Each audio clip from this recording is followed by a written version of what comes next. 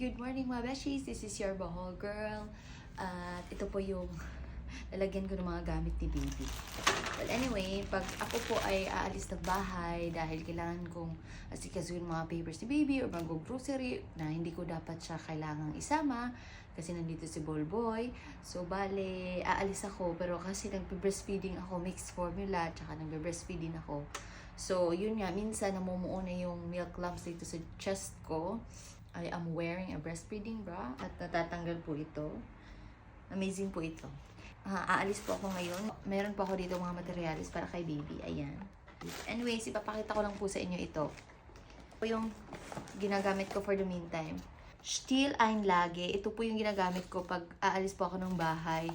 Tapos, yung nag-drop na po yung gatas ko sa dede. Lumalabas po yung gatas sa dede. Ito po ay dinidikit sa dito.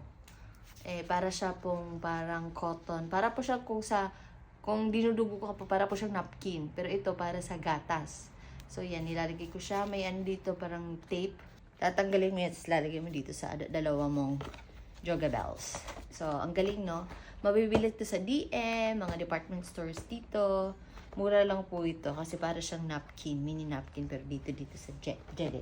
Para sa mga breastfeeding mommies. Well, anyway, at ito naman yung parang maliit kong wagon. Nandito na po lahat ng mga kailangan ko pag mag-change ako ng diaper kay baby, magsusuklay kay baby, mga ganito. Manzanilla, diaper rush na cream, mga kung ano-ano pang mga cream na yan. Temperature, nail cutter, lahat-lahat na. Ito pa, mga extra damit ni baby, diaper niya, tsaka moisturizer or parang wet wipes. So ngayon, kasi kailangan kong umalis. Tara, let's go.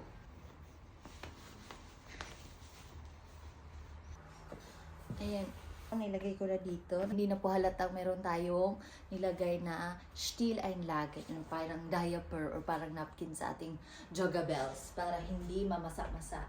Lumabas dito yung gatas natin, di ba? Kasi parang nakakaya naman kung naglalakad ka sa strasi tapos lumagpas yung gatas mo sa iyong t-shirt. So ito po yung hindi siya halata, di ba?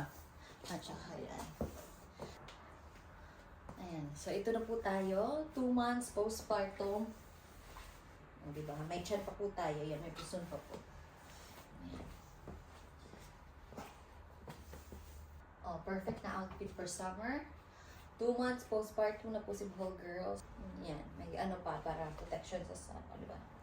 Perfect for summer. So, this is your Bohol girl. Cheers! Check ko nga yung mag-ama ko. Nantulog sila, oh. Oh, ang cute naman ng anak ko. Tulog muna kayo, baby, at saka Bohol boy. I love you both. Uwi lang ako mamaya, ha? After ng mga lakad ni Mama. Cheers!